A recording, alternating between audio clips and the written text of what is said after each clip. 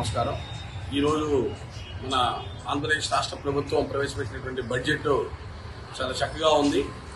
ఎందువల్లంటే మరి గత 8 నెలల క్రితం ఎన్డీఏ కూటమి ప్రభుత్వం అధికారంలోకి వచ్చిన తరువాత ప్రవేశపెట్టినటువంటి మొట్టమొదటి ఇది పూర్తి స్థాయిలో ఉన్నటువంటి బడ్జెట్. మరి దాదాపు 3 లక్షల పైచిలుకు కోట్లతో ఈ రోజున బడ్జెట్ ప్రవేశపెట్టడం జరిగింది.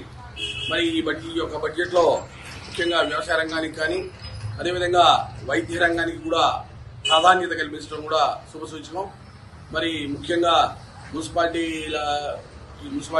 శాఖకి ఇచ్చినటువంటి పట్టణాభివృద్ధి శాఖకి ఇచ్చినటువంటి కేటాయింపులు కానీ లేకపోతే వైద్య ఆరోగ్య శాఖకి ఇచ్చినవి కానీ వ్యవసాయ రంగానికి ఇచ్చినటువంటి ఒక ప్రాధాన్యత కూడా మనం గమనించవచ్చు.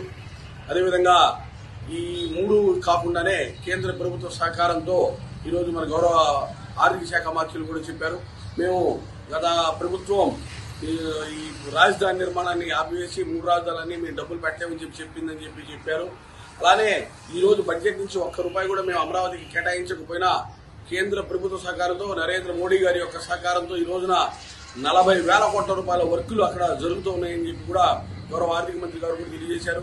అదేవిధంగా ఒక పక్క అమరావతి నిర్మాణం, ఒక పక్క పోలవరం నిర్మాణం, ఒక పక్క RRR రింగ్ రోడ్డు మొత్తం 20,000 కోట్ల రూపాయల విలువైనటువంటి రింగ్ రోడ్ నిర్మాణం ఇవన్నీ కూడా జరుగుతూ ఉన్నాయి.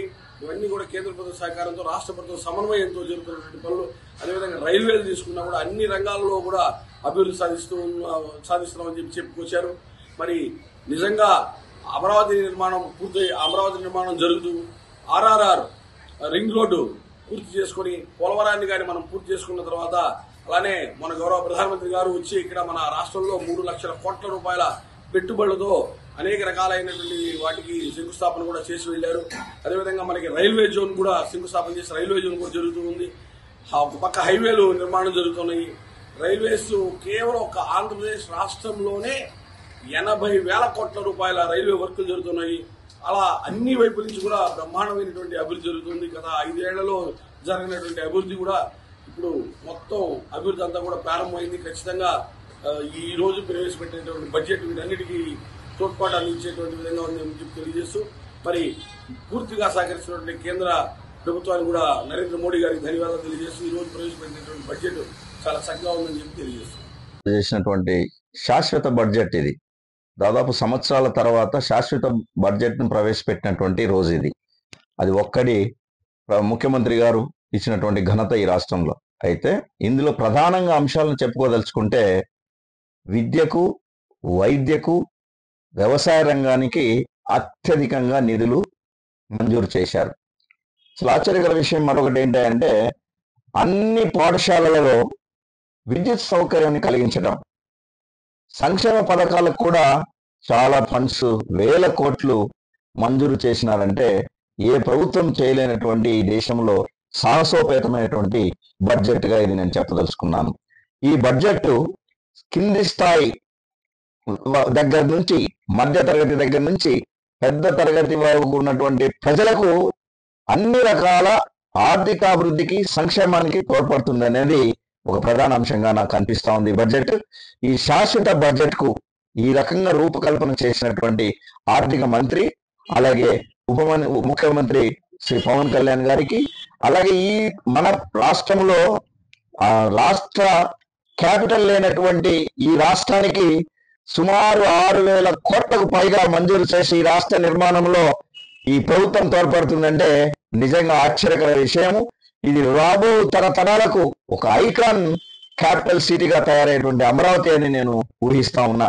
ఇలాంటి మంచి సంక్షేమ పథకాలతో కూడినటువంటి ఈ బడ్జెట్, అలాగే విద్య, వైద్య, వ్యవసాయ రంగానికి ఇచ్చినటువంటి బడ్జెట్ ను మరొకసారి హర్షాతిరేకాలతో హృదయపూర్వకంగా ధన్యవాదాలు తెలియజేస్తూ విరమించుకుంటున్నాను. జై శ్రీరామ్. ఈరోజు ఆంధ్రప్రదేశ్ లో అసెంబ్లీలో ఈరోజు మన ఆర్థిక శాఖ మంత్రి బయ్యాల కేశవ్ గారు ఈరోజు బడ్జెట్ రిలీజ్ చేయడం జరిగింది. ఈరోజు చరిత్రలో ఎప్పుడు లేని అభివృద్ధి ఈరోజు మన రాష్ట్ర బడ్జెట్ విడుదల చేసింది. ఈరోజు నరేంద్ర మోడీ గారి సారథ్యంలో ఈరోజు ఆంధ్రప్రదేశ్కి లక్షల కోట్లు ఏదైతే ఇంతకుముందు మన కంపెనీస్ కానీ ఆర్థిక సాయం కానీ మనం ఎన్నడూ లేని విధంగా కూడా ఆయన కంపెనీలు కూడా శంకుస్థాపన చేయడం జరిగింది. అలాగే ఈరోజు వ్యవసాయానికి అలాగే మన ఆర్థికంగా ఎడ్యుకేషన్ కానీ పేదలకు ముఖ్యంగా వ్యవసాయానికి ఈరోజు పెద్ద పీట వేయడం జరిగింది. నా పేరు తమ్మనేని వెంకటరెడ్డి. నేను Ongole parliament Telugu Desam party organizing secretary. ఈరోజు కనిగిరి నియోజకవర్గం నుంచి నేను మాట్లాడుతూ ఉన్నాను. ఈరోజు కూటమి ప్రభుత్వం 2025-26 గాను బడ్జెట్ సమావేశం ఏర్పాటు చేయడం జరిగింది.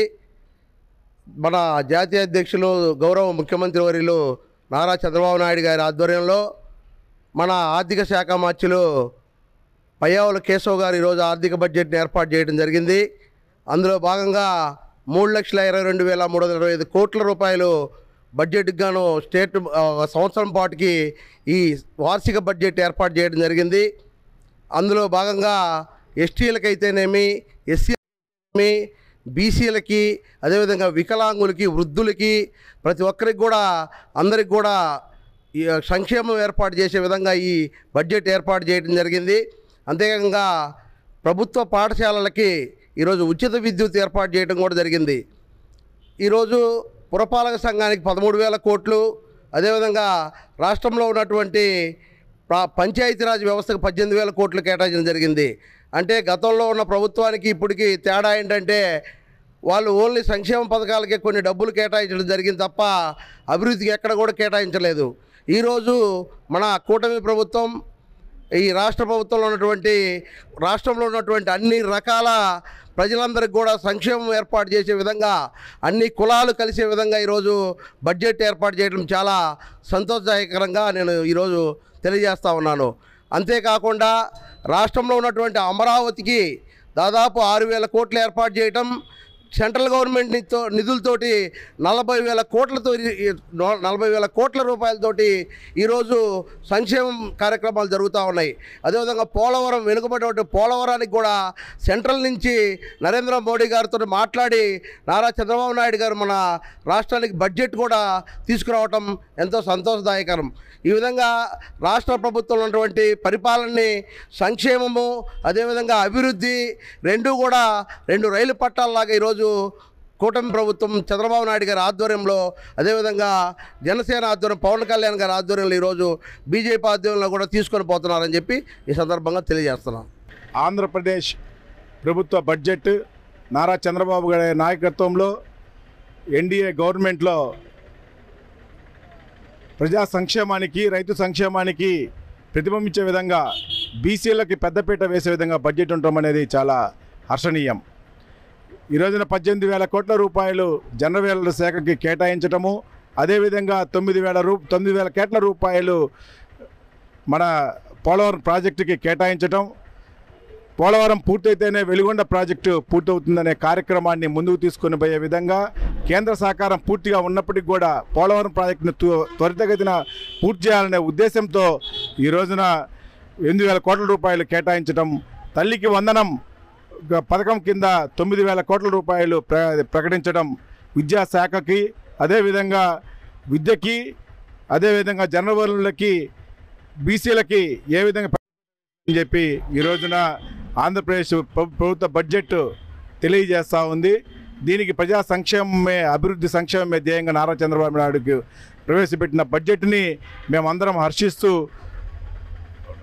కూటమి ప్రభుత్వం ఏర్పాటు చేసిన బడ్జెట్ అద్భుతంగా ఉంది. ఇది ముమ్మాటికి ప్రజల కోసం ఏర్పాటు చేసిన బడ్జెట్గానే ఉంది. ఈ బడ్జెట్లో దాదాపుగా 3,20,000 కోట్ల వార్షిక బడ్జెట్ను ప్రవేశపెట్టారు. ఇందులో వివిధ శాఖలకు అద్భుతంగా కేటాయించారు. బీసీల కొరకు 40,000 కోట్లు, ఎస్సీల కొరకు దాదాపుగా 20,000 కోట్లు, అలాగే ఎస్టీల కొరకు కానీ మైనారిటీల కొరకు కానీ మంచి మొత్తంలోనే కేటాయించారు.